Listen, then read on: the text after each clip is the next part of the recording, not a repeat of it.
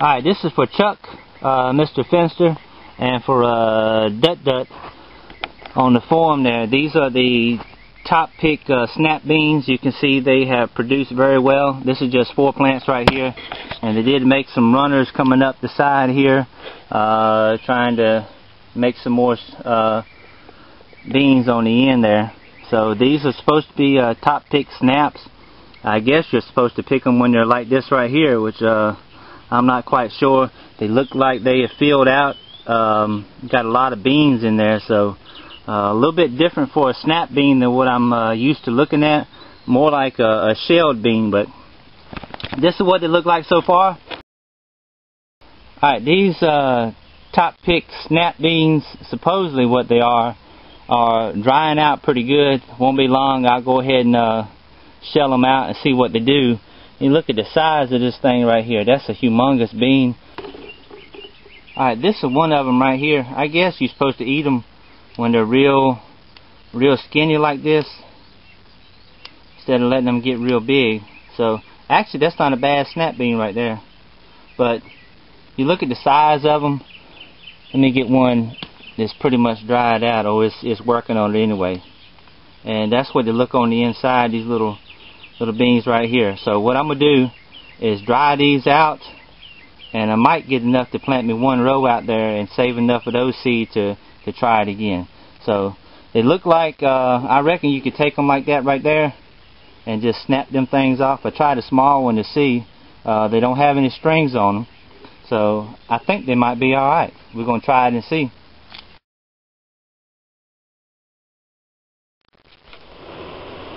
Alright, I think I got enough on these things dried out to where I can pick some, shell them, and try to get them in the ground. So I'm going to go ahead and pick all these dry ones off here real quick. Just trying to take 4 seeds and multiply them out and get enough to where I can plant a whole row. That one ain't dry. And just again, just looking at these things, look at the length on them. I mean, that's, man, you snap that thing, it won't take but just a few of them to get you a bowl full. So I'm gonna snap these things out real, I'm gonna shell these things out real quick and see just how many beans I got in here. And I was, there was a question about the runners. What would they do? How many runners were you actually going to have? I didn't have, but you know, just a few. They will come on out and make beans off the end of them. Look at this thing right here. I mean, that's coming out one of the runners there. That thing is, man, 16 inches long or something like that. Not quite a yard long bean, but she's trying to get there. Real nice bean. Okay, I went and shelled those real quick, and this is what I came up with. There's about 200.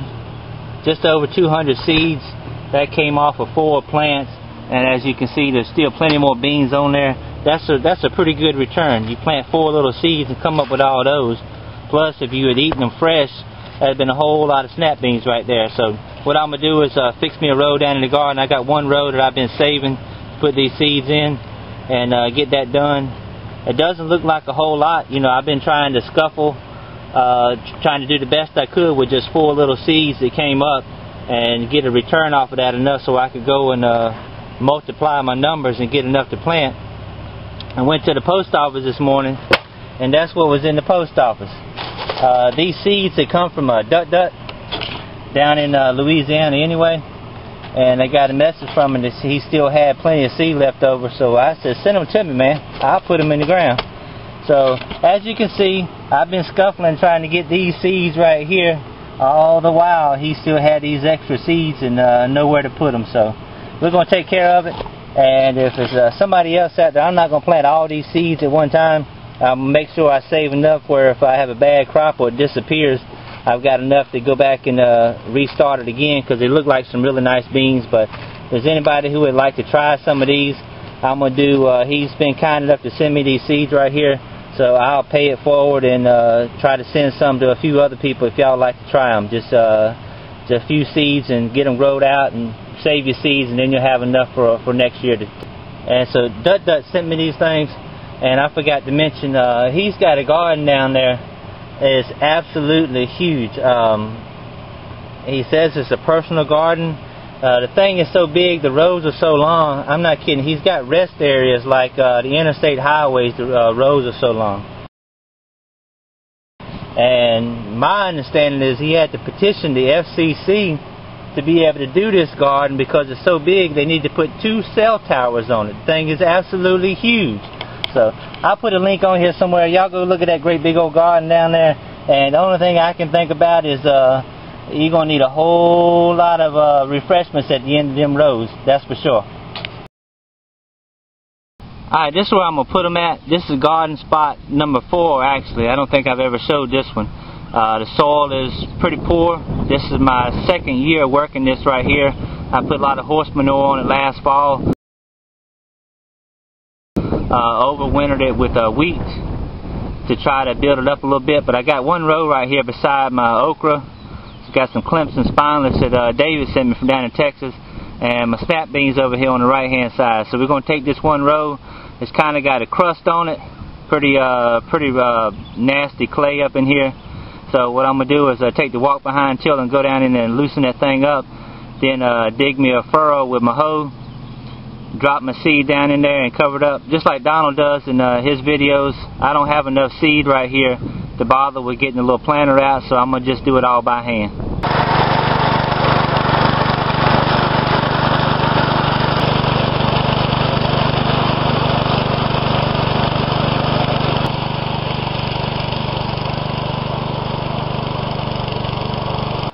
Alright, then I'm going to just take the rake and smooth this out real good.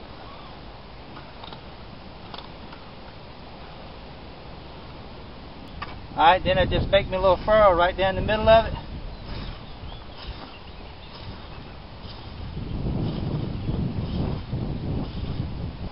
And then it's just dropping the seed in the hole here. You know, about 4 to 6 inches would be just fine. And then you just put a little dirt on top of them, just enough to cover them up. Alright, then we just come back, water it in real good. I think I've seen this somewhere before.